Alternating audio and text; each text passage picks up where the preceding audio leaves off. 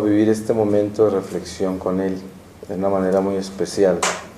Voy a leerles a ustedes de los Hechos de los Apóstoles en el capítulo 6 desde el versículo 8 y dice: prisión de San Esteban. Esteban, lleno de gracia y de poder, hacía grandes prodigios y señales entre el pueblo. Se levantaron a discutir con Esteban algunos de la sinagoga llamada de los libertos, de los cirenenses y alejandrinos, con otros de Cilicia y Asia. Pero no podían resistir la sabiduría y el espíritu con que hablaba. Sobornaron entonces a unos hombres que dijeron: nosotros le hemos oído proferir palabras blasfemas contra Moisés y contra Dios. Amotinaron al pueblo, a los ancianos y a los escribas, y llegaron de improviso para prenderle y llevarlo ante el Sanedrín. Presentaron testigos falsos que decían: este hombre no deja de proferir palabras contra este lugar santo y contra la ley, porque le hemos oído decir que ese Jesús, el Nazareno, destruirá este lugar y cambiará las costumbres que nos ha transmitido Moisés. Y al fijarse en él, todos los que estaban sentados en el Sanedrín vieron que su rostro era como el de un ángel. Palabra de Dios. Pues voy a compartir este momento hablando sobre la envidia. Nosotros sabemos que padecemos de muchos males y pues es nuestra naturaleza. Al mismo tiempo padecimos de muchos bienes, que es Jesucristo, que está presente aquí entre nosotros, que nos trae tantas gracias y bendiciones. Y es muy difícil poder aceptar nuestra naturaleza indómita en la naturaleza divina, porque parece como si nunca fuéramos a cambiar. Porque es que esta carne, esta sangre es muy rebelde, y por mucho que nosotros nos adentremos en Dios, esta sangre parece que nos ganara todo el tiempo. Pero la realidad es que no es así, porque en la misericordia de Dios, a pesar de lo duro que es cargar con esta carne y esta sangre, las gracias divinas están escritas en el libro de la vida, y Dios lee los corazones. Y lo que importa es el corazón del hombre, la intención profunda del alma, porque nuestra carne, nuestra sangre siempre se revelará, siempre, porque es sangre animal, porque es mortal y siente su muerte todos los días, en todo momento, siente el fin y no lo acepta. ¿Y por qué no acepta la carne el fin? Porque el fin, la muerte, no es natural, porque es algo que es consecuencia del pecado. Por lo tanto, es como una persona que ha cometido un error muy grave y le toca vivir las consecuencias de su error. Cuando está sufriendo las consecuencias, no las quiere aceptar. Son muy dolorosas y son inaceptables, pero sabe que tienen que ser así porque es consecuencia de un error. Si uno aceptara el pecado original como tal, pues entendería por qué razón nuestra carne y nuestra sangre constantemente están en rebelión, porque de por sí no entienden por qué tienen que ser las cosas así. Y entonces se rebelan y cada vez cae más en ese error y cada vez hay más consecuencias. Pero precisamente la reflexión que yo estoy haciendo en este momento es sobre la envidia, porque hay una envidia en la carne que es natural por la mortalidad, que quiere decir: en mí se están muriendo constantemente muchas cosas. Primero, en una forma celular, orgánica, se me está muriendo una base natural que es el cuerpo físico. Se me está muriendo constantemente. Y yo no acepto esa mortalidad. La prueba está que usted quiere ver un momento bien difícil en el ser humano, un diagnóstico grave, médico, y ahí encuentra usted que nunca había aceptado la mortalidad, y por eso se asusta tanto con un diagnóstico grave, porque uno parece que se le olvidara de que uno se va a morir. Entonces, y que la muerte nos coge por edades, que La muerte no escoge de que uno es muy importante en lo que está haciendo. Eso no le importa a la muerte. Nadie es importante para la muerte. La muerte llega y nos lleva y se acabó. No hay nada que hacer. Pero vivir esta naturaleza es un desafío muy grande, porque nosotros tenemos que confiar en que todo lo que Jesús nos ha revelado es verdad. Y a pesar de que contradice toda nuestra naturaleza, porque si hay algo que contradiga toda nuestra naturaleza humana, es lo que Jesús nos enseña. Jesús nos enseña todo lo contrario a lo que nos palpita la carne. La carne nos palpita, nos dirige hacia un hemisferio donde se realiza únicamente en sus instintos, en sus sentidos, en lo natural. Pero Cristo nos enseña a vivir en fe sobre algo que es intangible, como es creer que esto no es todo, que esto continúa, que la vida es mucho más que esta temporalidad, que el alma es eterna, que nosotros debemos cuidar nuestra vida interior para que tengamos vida eterna y así continuemos viviendo después de la vida natural y podamos entender este don sobrenatural de la eternidad. Y todo esto es contradictorio a esto natural que se está muriendo, que se está acabando, que es incomprensible a pesar de ser tangible en lo físico, en lo material. Y esto despierta en el hombre un carácter selectivo, porque entonces el hombre, basado en sus instintos, sentidos, razón, se establece en sus apetitos, en sus apetencias, en sus deseos, y toda su vida está amparada en sus planes, en los planes que hace. Muchos planes que hace están bendecidos por una acción que parece ser voluntad divina, porque están, digamos, establecidos dentro de la religión, y parece ser que son benditos esos planes. Sin embargo, en el momento que esos planes no salgan de acuerdo al apetito, a la apetencia, al deseo que uno estableció, se da uno cuenta que no era tan divino el plan, ni tan religioso, porque en ese momento se disgusta uno, se confunde y ataca. Y entonces ni siquiera eso era espiritual, también era de la carne. ¿Y qué sucede? ¿Dónde nace la envidia? La envidia nace en esa selección que tenemos nosotros como seres humanos, la forma en que seleccionamos nuestros eventos naturales. Nosotros seleccionamos nuestra vida y decidimos ciertas cosas y queremos ciertas cosas, deseamos ciertas cosas y tenemos ciertas metas. Todas las tenemos justificadas perfectamente. Y no con esto no estoy diciendo que esas metas necesariamente son malas siempre. No, la mayoría posiblemente en gente como nosotros que estamos buscando al Señor, que estamos acercándonos a Dios, que estamos bautizados, que tenemos gracias, seguramente que las metas que tenemos son buenas. Pero el sentido de la envidia que yo quiero desnudar aquí, desvelar acá, es algo que es mucho más que desear las cosas del prójimo y molestarle a uno el triunfo a los demás. Esa es una envidia como extremadamente superficial. La envidia es algo mucho más profundo que eso. Porque la envidia nace de la imperfección, de la mortalidad. De ahí nace la envidia. Usted puede ver envidia y celos, porque ustedes saben que los celos son la ropa interior de la envidia, ¿cierto? La venganza por los celos y la envidia ya entra en unos estados de descomposición completo de ese vicio que lleva a la violencia, que es la venganza. Porque la envidia llega a vengarse. De la envidia llegan los celos, de los celos llega la venganza, de la venganza la violencia, y de la violencia la muerte. Y estos son escalones que vivimos naturalmente. Cuando se habla de la muerte, no se habla necesariamente de la muerte física, pero se pueden matar amistades, oportunidades, espacios de otras personas, se puede matar la alegría de un ser humano, se puede matar la reputación de otro, se asesina de muchas formas, ¿no?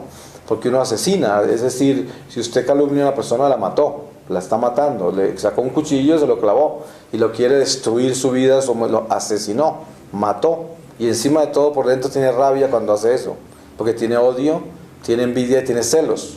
Eso es la calumnia. Entonces, todos estos pecados están combinados. Si ustedes pudieran ver un alma condenada en el infierno, como yo las he visto, entenderían que todos los pecados son combinados, se combinan. Y hay deformaciones en las almas malditas que son muy claras, muy definidas, de cómo un pecado lleva al otro y cómo va causando unas deformaciones especiales, específicas. A veces es posible hasta ver eso en los ojos de la gente, porque el alma ya empieza a tener deformaciones y se da uno cuenta por qué lado se está deformando el alma y qué pecados son los que más cargan en ese corazón y por dónde se está deformando más esa alma. Porque eso es lo que sucede. El sentido primordial de descubrir la naturaleza innata de la envidia está en reconocer de que nosotros, desde muy pequeños, tenemos un instinto que es el triunfo de los demás a veces nos entristece, el triunfo de los demás a veces nos molesta, el triunfo de los demás a veces se convierte en una amenaza, el triunfo de los demás a veces se convierte en desdén, en inquietud, en una hasta tristeza. Y eso es envidia, esa es la envidia. ¿Cuántas veces nosotros no hemos sido capaces de admirar a otra persona, sino que tratamos de completamente desacreditarla? Porque la envidia misma vive tan íntimamente en nuestra piel que ni nos damos cuenta que somos envidiosos.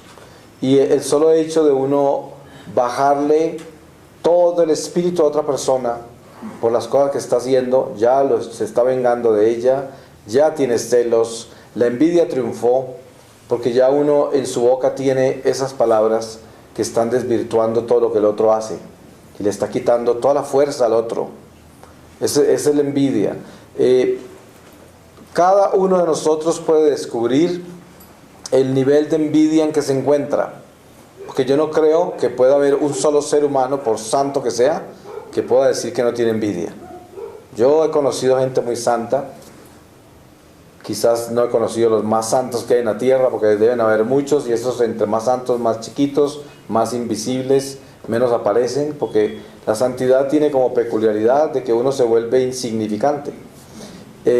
Pero las personas que he conocido yo, que con las que he compartido, que son personas que trabajan muy duro por su santidad, con ellas he compartido yo, y todas sin excepción me han contado que uno de los demonios más duros de vencer es la envidia. Y también más duros de descubrir a veces, porque de pronto yo llego a pensar de que a mí me alegra que los demás triunfen, yo apoyo a la gente y los recomiendo y admiro todo lo que hacen, y yo soy el que ayuda a construir el reino a través de los demás también, en el esfuerzo que todos hacen, y de pronto eso, pero de pronto yo me entristezco porque a mí no me salen las cosas bien, de pronto yo me entristezco y dudo porque parece que las bendiciones a mí no me llegan. Eso es envidia también, y no me estoy dando cuenta de que me estoy comparando con otros.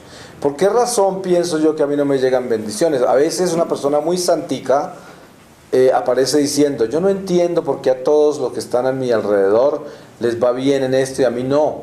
Eso es envidia ya, y uno ni siquiera se da cuenta que está envidiando, porque en el momento que uno selecciona el éxito y califica el fracaso de uno y selecciona el éxito de los demás, ya está en la envidia, aunque lo haga muy filosóficamente y lo haga con tanta serenidad y sobriedad e inteligencia, y estar tan articulado en el sentido de cómo lo expresa. Pero de todas maneras eso no quita de que el hombre tiene la envidia, y la envidia es un veneno, la rabia es un veneno, todos los vicios son veneno y matan.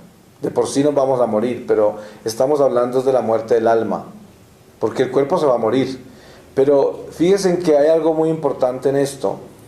Entre más nos dediquemos nosotros a manejar el veneno del vicio, del pecado, más podremos vivir el tiempo que Dios nos dio en la carne con salud, para que el alma pueda crecer lo suficiente y estar preparada para que al final de esta vida sea entregada a la plenitud del mundo espiritual, fuerte, con salud, con luz.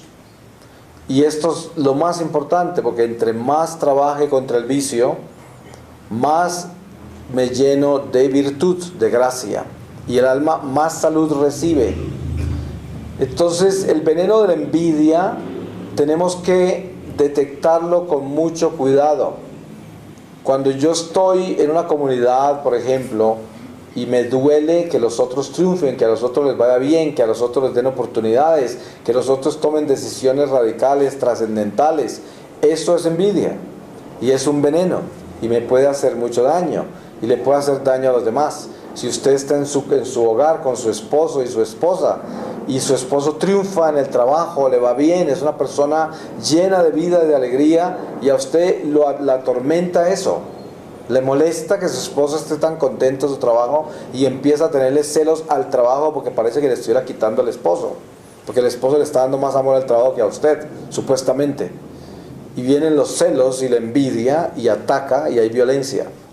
Y empiezan a destruirse las oportunidades del otro por esos celos y esa envidia, y todo eso está justificado, porque en ese caso la esposa diría: es que ya no me dedica tiempo, es que ya no me quiere, es que habla más del trabajo que de mí, es que se dedicó más tiempo, y quién sabe cuántas cosas habrán así y lo mismo pasa con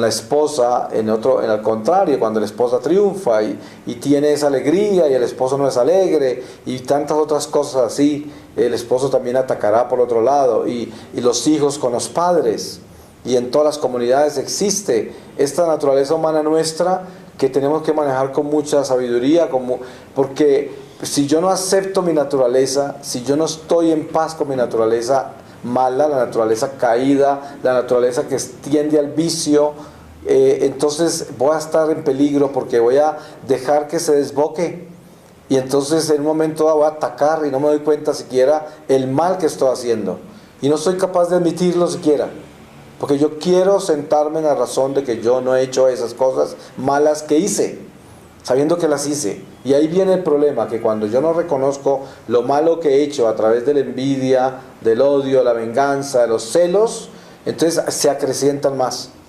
Porque si usted quiere saber cuándo crece el diablo en su corazón, cuando usted lo oculta, eso es cuando crece más, se vuelve más diabólico, más satánico. La próxima vez va a ser más grande el mal que va a hacer.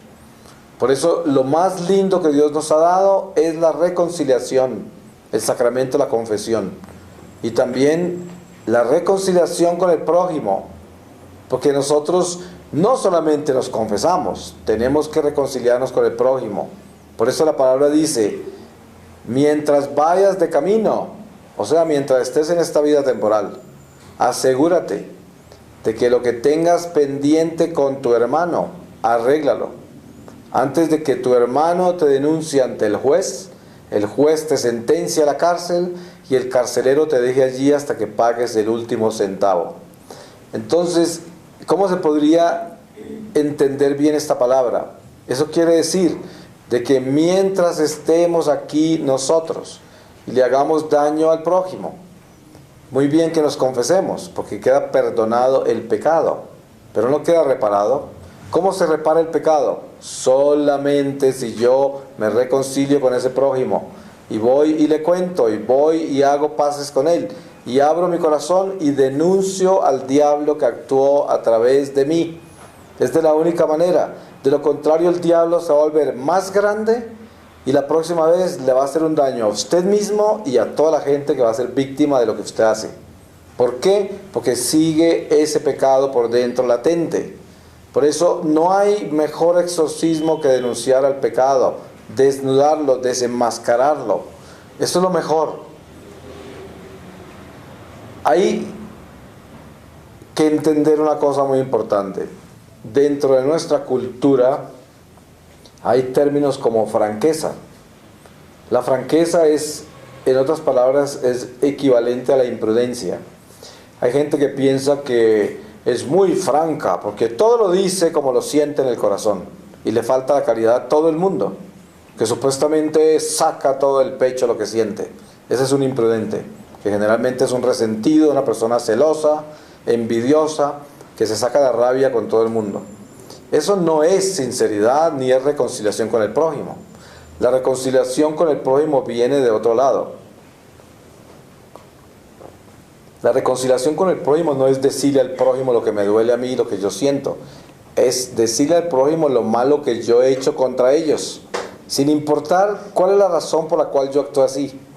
Porque ¿qué me gano yo con decir, mira, yo he tenido problemas contigo y me he sentido mal contigo y tengo resentimientos contra ti porque no me ha gustado cómo has actuado conmigo, las cosas que has hecho contra mí, la forma como te has comportado?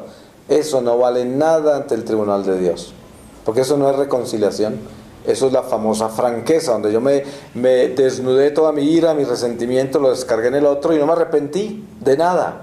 Cuando el verdadero arrepentimiento viene a través de la humildad, yo no vengo a decirle al otro qué fue lo que me hizo y por qué razón estoy furioso con él. No, yo vengo a decirle al otro, ¿sabes qué? Quiero pedirte perdón porque he estado muy indignado contigo, he pecado contra ti, he tenido rabia, te he llegado hasta calumniar, he hablado mal de ti, he dicho cosas que no son ciertas por rabia, todo eso, y ahí, eso es una reconciliación verdadera, sin decir por qué, porque al decir por qué, entonces me estoy justificando, no me estoy arrepintiendo y tengo una filosofía para actuar en el vicio. Por lo tanto, jamás tendré reconciliación ante Dios, ese pecado no queda reparado, al contrario, queda más engrandecido en el orgullo.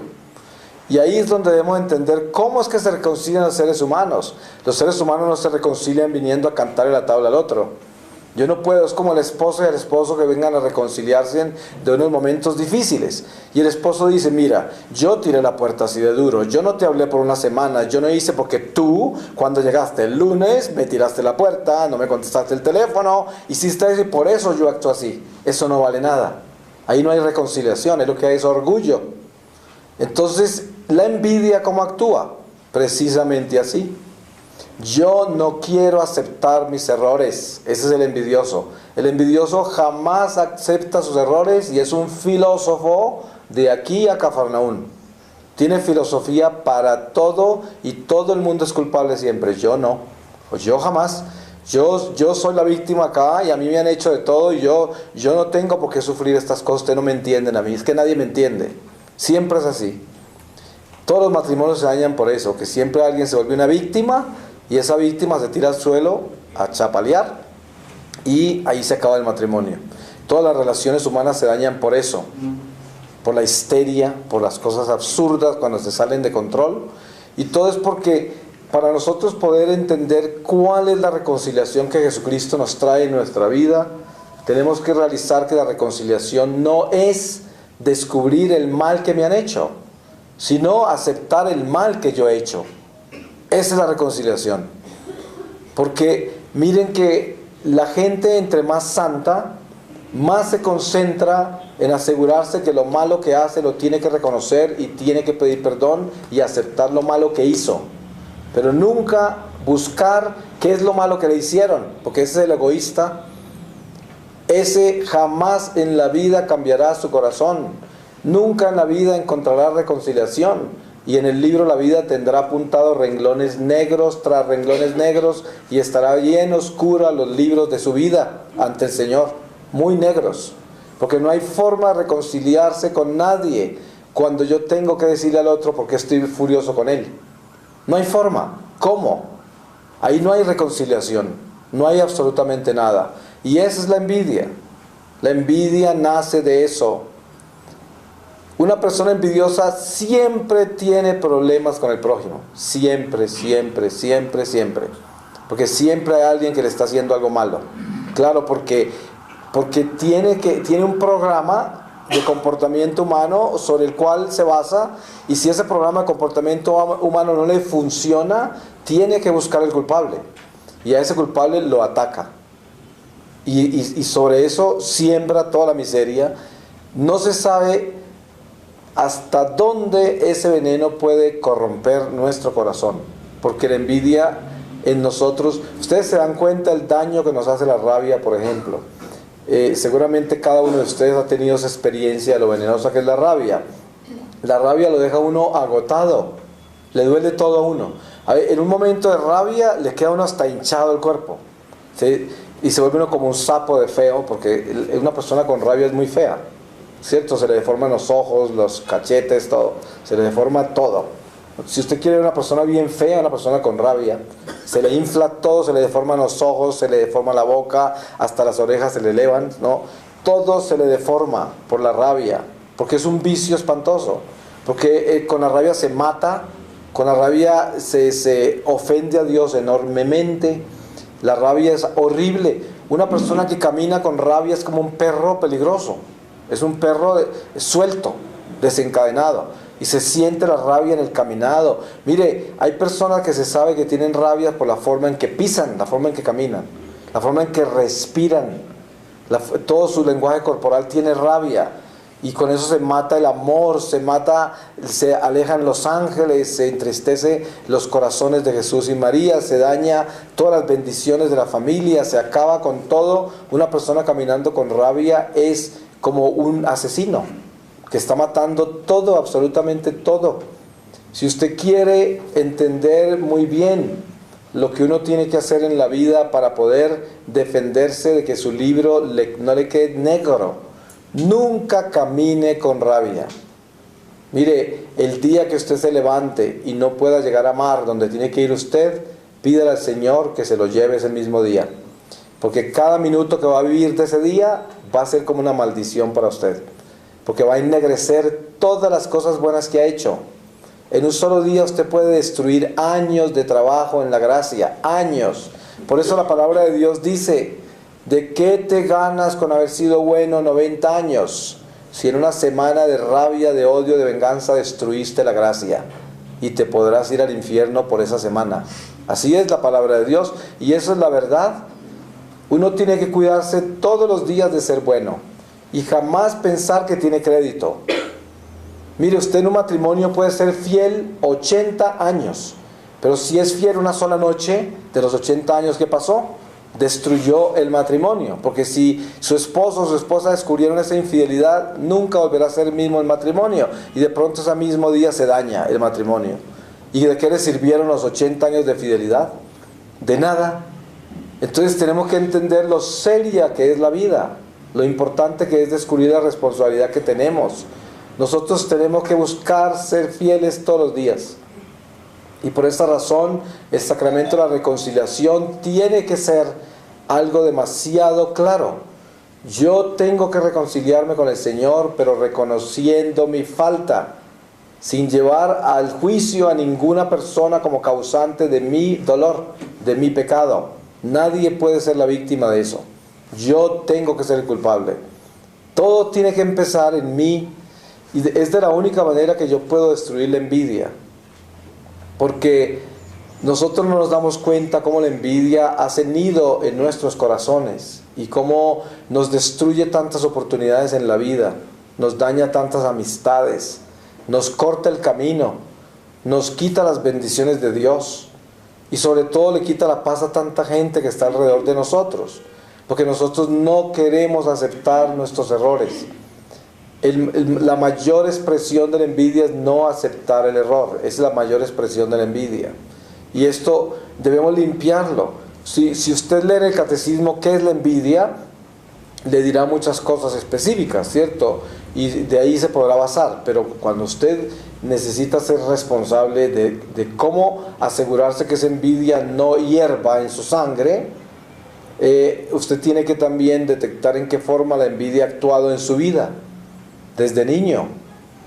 Yo me acuerdo cuando yo era niño y estaba en escuela primaria en mi pueblo, no teníamos sino una escuela, y en la escuela estaban todos los niños, el hijo de la prostituta, el hijo del campesino más pobre, el hijo del más rico, todos estábamos en la misma escuela. Y yo me acuerdo cómo habían problemas tan graves por un borrador, habían problemas gravísimos por un sacapuntas, por un lápiz, por un cuaderno, por un maletín, por un pupitre. Había niños que no tenían pupitre y en esa escuela había que llevar su pupitre, cada uno. Entonces los que no tenían le pintaban cosas o destruían a los que tenían. No todos eran así, pero había mucho de eso.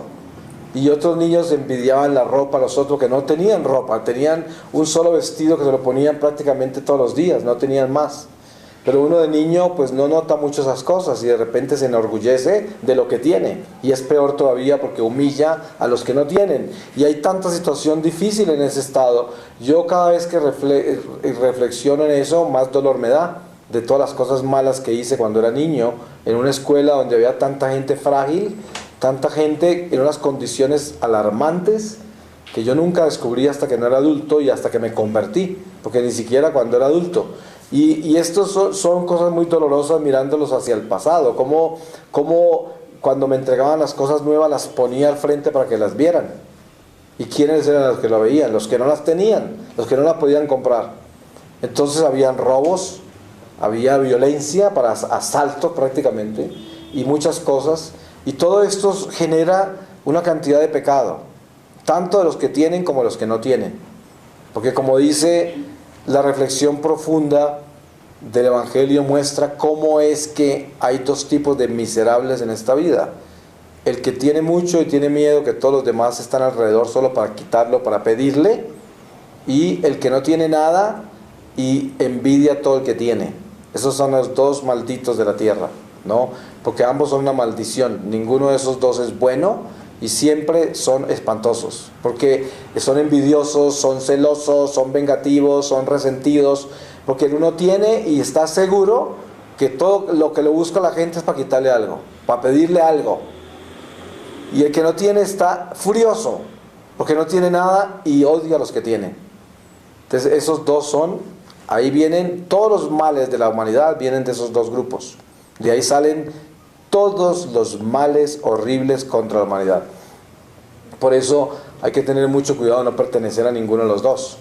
Y mantenerse uno claro en la relación humana con nuestra propia humanidad y con la humanidad del prójimo y con el mundo material y con el espíritu. Asegurarnos qué espíritu es el que actúa a través de nosotros. Ustedes tienen que estar seguros de eso. El apóstol San Juan dice: asegúrate qué espíritu habla a través de esa persona. ¿Cómo hace usted para saber qué espíritu habla a través de usted? Por lo que sale de su boca. Por eso siempre he dicho yo, nunca confíe en una persona vulgar. Así sea su propio esposo, su propio hermano, su propio hijo, su propio íntimo amigo. Una persona que sea vulgar tiene una infusión de espíritu del mal que no se la puede usted soñar siquiera. Es una persona que no se puede confiar en ella. No se puede. Porque la vulgaridad es una expresión horrible que sale del corazón y que está un corazón maleado de muchas cosas. Y mucha gente a lo mejor no está de acuerdo con eso porque dirán: mi esposo es muy vulgar, pero es buenísimo esposo. Pues habría que mirar bien, ¿no? Porque esas cosas son muy malas señas. Y también todo lo que nosotros decimos refleja nuestro corazón.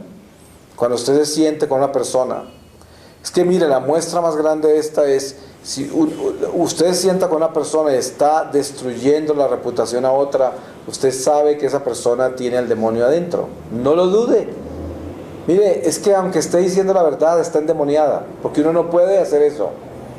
Uno no puede hacer eso, es el demonio actuando. Si uno se da cuenta que el demonio actúa a través de mi lengua, Dios mío, debíamos tener un pánico espantoso, pero horrible, porque qué tal que yo me muera. ¿Se imagina? Me va a tener el demonio parado al lado mío porque yo he sido un instrumento de él. Entonces tenemos que estar muy despiertos y asegurarnos de que el demonio, cuando actúe a través de nosotros, nos tenemos que limpiar todo nuestro ser a través de la reconciliación con el prójimo y con Dios. Y eso tenemos que hacerlo. De la única manera que yo puedo derrotar la envidia, mire, hay una cosa muy curiosa. Generalmente el que más lo envidia a uno es el que más lo adula. Es muy común eso. Hay gente que lo adula a uno, le dice cosas preciosas y le dicen miles de cosas y resulta que ahí está el envidioso generalmente. Por eso yo le tengo tanto miedo a la adulación. Porque ¿de dónde viene? Por ejemplo, cuando usted ve el Evangelio y lee el Evangelio, nunca de la boca de Jesús salió ninguna palabra de adulación a nadie. Él nunca felicitó a los apóstoles, él nunca, nada. En el sermón de la montaña, en las bienaventuranzas, él habla de bienaventurados, aquellos. Dice: los que lloran porque reirán, ¿cierto? Los que tienen hambre porque comerán. y tantas otras cosas que Él compara en esas bienaventuranzas. Pero démonos cuenta que el Señor jamás aduló a nadie, nunca. Claro está que no vamos a confundir la adulación con la admiración. Nosotros a veces admiramos las personas y admiramos lo que hacen otras personas. Eso no es adulación. Adulación es elevar a una persona para uno sacarle ventaja y conquistar su amistad para intereses mezquinos o para ocultar el odio que uno le tiene o la envidia que uno le tiene. Eso se llama adulación. Porque lo demás sería admiración. Si yo le digo a otra persona, admiro lo que has hecho, o lo que haces, o tus talentos, o lo que fuera, pues eso no es adulación. Pero la adulación se siente cuando la gente lo saluda a uno que parece que lo amara y uno sabe que lo odia. Uno sabe que lo ha traicionado, que ha hecho cosas malas y parece que lo amaran a uno y no lo aman. Entonces eso es adular, porque uno debía ser más sincero. Y cuando uno tiene algo contra alguien y ha hecho cosas malas contra otro, lo primero que tiene que hacer antes de seguir demostrando un amor que es falso, reconciliarse. Primero, para que el diablo no siga actuando en la hipocresía, ni siga actuando en esa envidia, que es un efecto del veneno. Y esas cosas hay que eliminarlas. Porque miren, si usted se sienta en algún lugar y habla mal de una persona por allá y sigue haciendo eso, y hace reuniones para discutirlas, y esa persona no sabe nada, nada sabe, entonces ¿qué está haciendo usted? Está acumulando cosas contra usted, y estas cosas tienen que ser muy claras en su vida. El peor problema de la envidia es que uno deja que la envidia actúe en su corazón y uno no hace absolutamente nada para detenerla. Eso es gravísimo. Es como la persona que tiene SIDA y no se va a un tratamiento y continúa teniendo relaciones con todo el mundo, pues infecta a toda la gente. Es una enfermedad, ¿no? Y la envidia es una enfermedad gravísima que puede matar el alma, hacerle daño al prójimo en una forma impresionante. Porque ¿sabe qué trae lo primero que trae la envidia? Trae rabia. Entonces actuamos con violencia y queremos eliminar, queremos acabar con algo o con alguien. Y eso lo tenemos por dentro así. Y cada vez que usted permita que la rabia viva en su corazón, por más de 10 minuticos siquiera, usted se envenenó. Usted no sabe el daño que le hace eso, le disminuye su vida natural, le quita gracias sobrenaturales, le roba el amor y le quita la oportunidad de vivir lo que Dios le ha llamado a vivir cada día. Usted no se imagina lo importante que es cada día de nuestra vida. Cada día de nuestra vida, cada minuto, es muy importante. Por eso es tan importante decirle al Señor: Señor, no permitas que yo salga de este lugar si no voy a amar. Si yo me voy a ir a algún lugar a no amar, a llevar mis resentimientos, mis murmuraciones, mis insatisfacciones, todas las cosas que tengo con la humanidad, no salga, porque va a hacer mucho daño contra su vida, contra los demás, y se va a envenenar más, va a hacer más daño. Es horrible lo que va a hacer. Es muy importante sentarse uno en la casa y antes de salir a alguna parte decirle: Señor, si no he de salir a amar, llévame ya, que me muera ya, porque es mejor morirme ya y tratar de salvarme hoy que seguir caminando sin amor y condenarme. Y eso es porque aunque yo me confiese, aunque yo haga lo que tenga que hacer, si mi corazón no está verdaderamente reconciliado con el prójimo, de nada me sirvió mi confesión. Porque si yo no tengo amor por el prójimo, ¿qué me gano con confesarme con que le hice esto y esto a fulano? Si yo no estoy reconciliado con el prójimo. Si el amor todavía no lo tengo, si yo todavía no amo a esas personas, ¿para qué me arrepiento? ¿Para qué me confieso? Si yo no los amo todavía. Entonces no estoy confesando nada. Estoy mintiendo, engañando a Dios. Si yo me voy a decirle al Señor, al Padre: Padre, me acuso de que yo he hecho esto y esto contra fulano, o he hecho algo contra el prójimo, le he hecho daño en esta forma. Muy bien, aplausos. Pero ¿qué se gana usted si usted al confesarse todavía no ama a esa persona? Ni quiere amarla, ni siquiera quiere amarla, y que nunca tendría el valor siquiera de decirle lo que le hizo, jamás. No se confiese siquiera, porque es peor, es ir a engañar a Dios. ¿Y usted cree que estamos jugando con quién? No podemos jugar con Dios, no se puede. Si yo me voy a confesar, Tiene que ser porque me arrepentí. Y si me arrepentí, también me tengo que arrepentir con el prójimo a quien le hice daño. También. Porque de lo contrario soy un hipócrita que creo que con los sacramentos me arreglé todo el problema y los demás a quien tenía que reconciliarme como si nada, porque ya me confesé. ¿Cuál? ¿Qué tal que se muera así para que se dé cuenta la sorpresa que se va a llevar? No es así. No es así. La ley de Dios actúa muy diferente. La ley de Dios es perfecta porque Dios es justo. ¿Y la justicia dónde está? La justicia está en que yo debo tener una naturaleza incoluble en la reconciliación. Y es de la única manera que yo puedo derrotar la envidia. La envidia no se derrota sino con agachar mi cabeza con humildad y pedir perdón. Es de la única manera. El diablo nunca se irá de su corazón hasta el día que usted agache esa cabeza. Mire, yo le quiero hacer una propuesta a todos ustedes que están acá y todos los que oirán este video en muchos lugares seguramente, o lo verán. Pues miren, esto es, piense en este momento cuántas veces de su vida usted ha ido a pedirle perdón a otra persona y a reconocer el mal que le ha hecho. Y muchas veces esa persona ni sabía que usted había hecho eso. ¿Cuántas veces en su vida lo ha hecho? Y de acuerdo a eso, le voy a contar. Ahí puede contar usted lo cerca que está al perdón de Dios.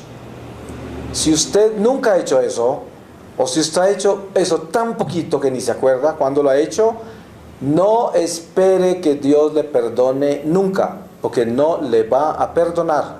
Y todas las confesiones que hizo son basura, absoluta basura, de nada le sirven. Porque el Señor dice, si no amas a tu prójimo como a ti mismo, olvídate, porque no estás cumpliendo con la ley y el Señor no te perdonará a ti. Por eso el Padre Nuestro dice, perdona mis pecados, así como yo perdono a los que me ofenden a mí.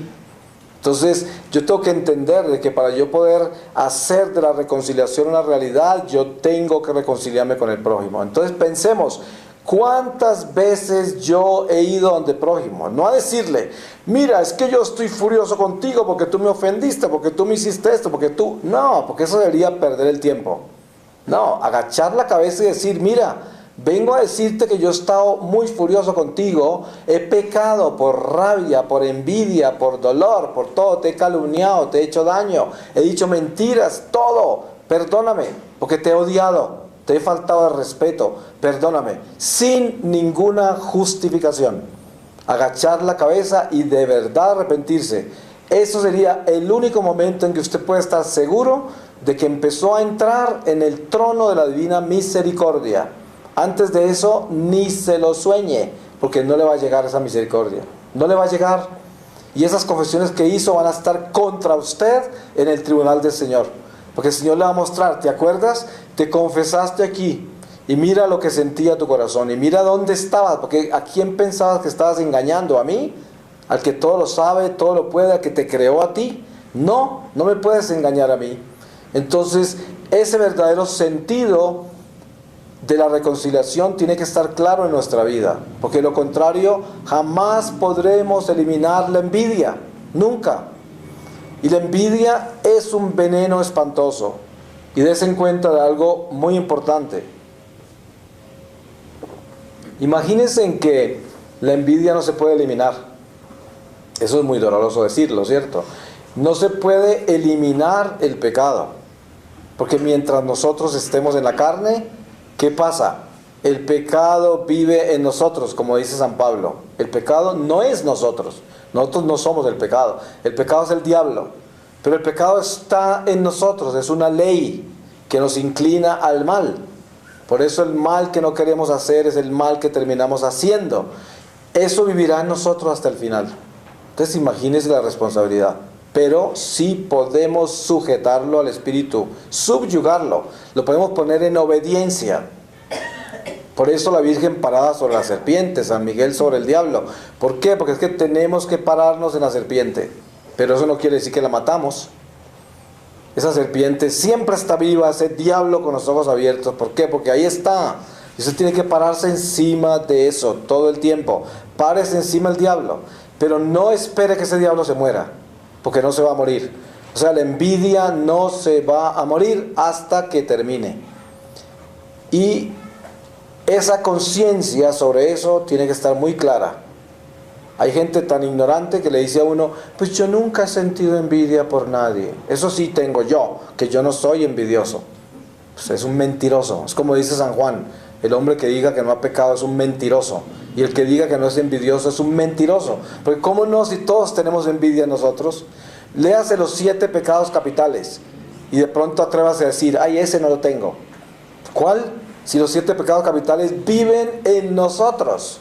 Viven en nosotros, cada uno de ellos. Ahora, ¿por qué razón la iglesia nos los enseña? Para que nos demos cuenta de que estamos hechos. ¿Cuál es nuestra naturaleza? Entonces tenemos que asegurarnos de que en la fidelidad a Dios, en nuestra relación con Dios, cada día adquiramos más fortaleza espiritual a través de la perseverancia en la oración, en los sacramentos, en el amor al prójimo, en la reconciliación con el mal que hacemos, y cada día fortalecernos más para mantener subyugada toda esa naturaleza rebelde al Espíritu de Dios, para que así podamos obedecer y ganarnos días. Ustedes saben que si yo logro pasar un solo día sin envidiar, sin odiar, sin tener resentimientos, sin tener esta inquietud, esta incertidumbre en mi corazón, siendo sincero, si llego a pasar un solo día, puedo borrar miles de pecados. Puedo reparar cantidades de pecados, solo con un día que yo viva bien. Por eso, como se dice, en un solo minuto se puede tumbar la gracia de 90 años, pero en un solo día también se puede construir un reino sobre la oscuridad. Porque cuando se prende la luz en una cueva oscura que llevaba oscura 2000 años, parece que la luz nunca se hubiera ido de ahí. Parece que nunca hubiera habido oscuridad, porque cuando entró la luz, entró la luz. Entonces lo mismo pasa en el corazón del hombre. No importa cuán oscura ha sido nuestra vida, pero si prendemos la luz, es como si nunca hubiera habido oscuridad. Y eso ocurre en un momento. Entonces por eso, qué lindo que empecemos a acumular días de luz, días de gracia, y trabajar todo el día en buscar ese amor y esa luz, y no dejar que se nos agobie el corazón, que caminemos todos cargados de pesadumbre, porque no nos atienden, no nos quieren como queremos, no hacen lo que queremos, no están de acuerdo con lo que queremos que estén de acuerdo, no nos respetan, no nos cumplen. ¿Cuántas cosas cargamos en el corazón? Y esas cosas son malas todas. Porque lo único que yo debo cargar en mi corazón es cuánto puedo hacer yo para superarme como ser humano. ¿Cuánto puedo cambiar? ¿Cuáles son las cosas malas que hay en mi vida para yo transformarlas? Eso es lo importante. Lo importante no es cargar cuánto me han hecho a mí, qué daño me han hecho, cuántas cosas horribles, qué está pasando en mi vida, cuándo van a dejar de atacarme, todo esto, cuándo se van a arreglar las cosas. Caminar así es caminar muerto, es estar muerto. La vida está en que yo camine buscando dónde está el mal y cuánto ha crecido en mí para aplacarlo, para disminuirlo. Porque disminuyendo el mal que hay en mi corazón, construyo el reino de Dios, apago la oscuridad y prendo la luz. Sí, y esto es lo importante. Mientras yo camine este camino de la vida terrenal, mientras tengo esta oportunidad de estar acá, yo debo estar concentrado en el mal que habita en mí para asegurarme que lo estoy subyugando y apagando cada día más y trasladándolo a la luz. Porque lo contrario, si yo lo que cargo en mi corazón es lo que me hacen los demás, las cosas que me han salido mal, las cosas que no están de acuerdo, estoy muerto. Porque estoy lleno de maldad en mi corazón. No tengo amor y no hay forma de que jamás tenga un amigo. No hay forma de que tenga testigos ante el tribunal de Dios que testifiquen por mí, porque ningún ángel guardián va a estar parado allá diciendo, este o esta fue la protección de los míos. No. De repente son testigos en contra diciendo, este o esta fueron la desgracia de mis protegidos. Porque los únicos testigos que tenemos ante el tribunal de Dios son los ángeles guardianes de todo el prójimo. Mire, cada vez que usted hace una obra de calidad con amor y sinceridad, ese ángel guardián será luz ante el trono de Dios. ¿Cuánta luz tendremos ante el tribunal del Señor? Dependiendo de cuántos ángeles de la guarda estarán presentes ante el tribunal de Dios por las obras. Como dice el apóstol Santiago, muéstrame tu fe y yo te muestro mis obras. Porque es que una fe sin obras está muerta. Entonces, ¿qué me gano con tanta religiosidad y tanta cosa si yo no tengo obras? Las obras del amor. Y las obras del amor ganan ángeles. Mire, cada uno de nosotros tiene un ángel guardián. Ese ángel es un testigo ante el tribunal de Dios. Lo que yo le hago al prójimo de bien, ese ángel se convertirá en luz al lado mío ante Jesús. Entonces llegaré o iluminado o oscurecido. Porque de repente no hay ningún ángel por ahí iluminándome porque no he hecho nada bueno. Porque lo que hice fue buscar mis beneficios, buscar mis propias cosas. Eso no trae bendiciones, para nada. No hay ningún ángel ahí testificando. De pronto el mío todo triste ahí escondido porque no hice nada, ¿no? Entonces, esto es lo importante, descubrir cuáles son los tesoros que debemos acumular en el cielo. La luz. ¿Y de dónde viene esa luz? De las obras del amor, de la caridad, al prójimo. Acuérdense, cada uno de nosotros tiene ángel, cada uno de nosotros es valiosísimo. Porque si nosotros nos amamos sinceramente, el ángel sabe el amor que llevamos por dentro. Y cuando yo amo al prójimo, el ángel me ama a mí y me ilumina y es mi testigo ante el Señor y tengo luz, porque estoy lleno de ángeles. Todas las obras buenas que he hecho me llenan de luz a mí. Y si yo aparezco ante el tribunal del Señor, estaré lleno de luz. Qué lindo morir así. Eso sería. Y fíjese que entre más luz tenemos, menos se puede acercar la oscuridad. Porque la oscuridad se aterra con la luz, se quema, no la resiste. Las tinieblas no se quieren acercar donde está la luz, para nada. Se quieren mantener por allá. Entonces, es muy importante que nosotros descubramos en dónde nos encontramos hoy. El ejemplo que yo les puse fue eso. Piensen, ¿cuántas veces en el curso de toda su vida ustedes han sido capaces de llegar ante otro ser humano a pedirle perdón por lo que han sentido contra ellos, por el mal que han hecho, por las calumnias que le han hecho, por el daño que les han hecho, por las palabras horribles que han salido de su boca contra esa persona, pero nunca justificándolo, nunca diciendo es porque tú, porque ahí pierde todo? Si usted nunca ha hecho eso, más vale que lo haga antes de que sea más tarde. Porque qué tal que se muera hoy, no tendría usted absolutamente nada de dónde prenderse porque nunca pidió perdón. ¿Y usted cree que le van a perdonar a usted? Nunca le va a perdonar el Señor, jamás. Él le va a decir, siervo infiel, nunca perdonaste, jamás pediste perdón. Entonces, ¿cómo esperas que yo te perdone? No te perdono. Y eso es. Y esto es el juicio del Señor y tenga la seguridad. Por eso dice, para que no permitas, para que nos acompañes en el tremendo juicio de Dios. Eso es lo que dice la palabra, el tremendo juicio de Dios. Ese viene, y no porque Dios sea un justiciero, sino porque la justicia de Dios es perfecta, absolutamente perfecta. ¿Y usted cree que se le escapa algo? Nada se le escapa a la justicia divina. Entonces es muy bueno que arreglemos nuestras cargas desde ahora. Porque ¿qué nos ganamos con escuchar todos estos sermones y con entender de que fueron para mí? Porque la gente dice, todo eso me cayó a mí, esas piedras me cayeron a mí, eso tiene que ver conmigo, parece que hubiera leído mi vida, parece que me estuviera hablando a mí, me lo está dedicando a mí. Nada que ver. El Espíritu Santo no está discriminando personas. El Espíritu Santo le está hablando a todas las personas. Y seguramente muchas inclusive verán esto que estoy hablando yo aquí después, en otros lugares, y ¿acaso esos estaban acá? No, pero también era para ellos. ¿Y por qué? Porque es para todos nosotros. Porque es que yo mismo me estoy acusando acá. Yo mismo me estoy acusando de envidia. Yo he sido envidioso. La envidia vive en mí. Y hay veces que la envidia me ha hervido tanto que le he hecho daño a la gente. Mucho daño. Y a veces me he sentido horrible porque otro triunfó. Y yo me tengo que arrodillar e implorarle al Señor que me ayude. Yo digo, Señor, ¿cómo puedo yo sentirme mal por el triunfo de otro? ¡Qué desgracia! ¡Qué vergüenza! ¡Qué horror! ¡Qué cosa tan fea! Pero está en nosotros. O sea, yo soy el primero en acusarme de eso. Y yo no puedo decir que ya superé la envidia. ¿Cuál? Si la envidia no se muere hasta que esto no termine. Entonces aquí está la envidia, viva. Pero nosotros tenemos que pararnos en ella. Ser valientes y pararnos encima de la envidia. Y asegurarnos de que esa envidia no nos gane. Y por eso, qué lindo que es agachar la cabeza. Mire, no hay un triunfo más grande ante el cielo, ante los ángeles y los santos, ante la Santísima Trinidad, que aquel que se atreve a agachar la cabeza y pedir perdón. Aquel que es capaz de confesar su pecado, sin justificarlo, Porque el que justifica su pecado es un cobarde. El que viene a decirle, estoy bravo porque, ese es un cobarde. Porque ese, ¿para qué habla? Quédese callado. Sí, quédese callado, para que no se gane más problemas con Dios. Para que no acumule más desgracia sobre su cabeza.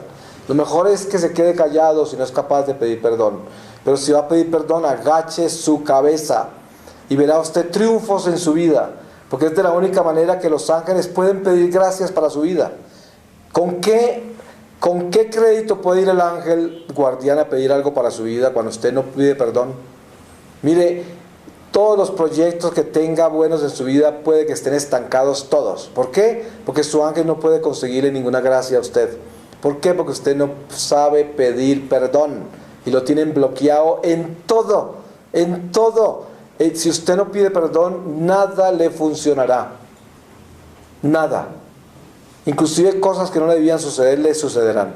Y esto es muy importante que lo tengamos claro, porque eso es producto de la envidia. Le voy a pedir al Señor su palabra para cerrar esta reflexión sobre la envidia.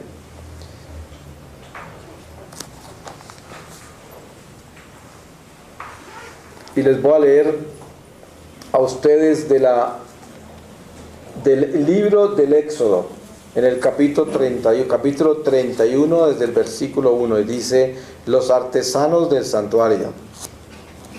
El Señor dijo a Moisés, mira, he llamado por su nombre a Bezalel, hijo de Uri, hijo de Hur, de la tribu de Judá, y le he llenado del Espíritu de Dios, dotándole de sabiduría, inteligencia y experiencia en toda clase de trabajos, para idear y realizar proyectos en oro, plata y bronce, para labrar piedras de engaste, para tallar madera y realizar cualquier tarea. Yo mismo le he dado como ayudante a Oholiab, hijo de Ahisamac, de la tribu de Dan. Además, en el corazón de todo artesano he infundido sabiduría para que pueda realizar todo lo que te he ordenado. La tienda de la reunión, el arca del testimonio, el propiciatorio que la cubre y todos los utensilios de la tienda, la mesa con sus utensilios, el candelabro precioso con todos sus utensilios y el altar del incienso, el altar de los holocaustos con sus utensilios, la pila y su basa, las vestiduras de ceremonia, las vestiduras sagradas del sacerdote Aarón y las de sus hijos para el ministerio sacerdotal, el óleo de la unción y el incienso aromático para el santuario, todos deben hacerlo según te he ordenado. Palabra de Dios.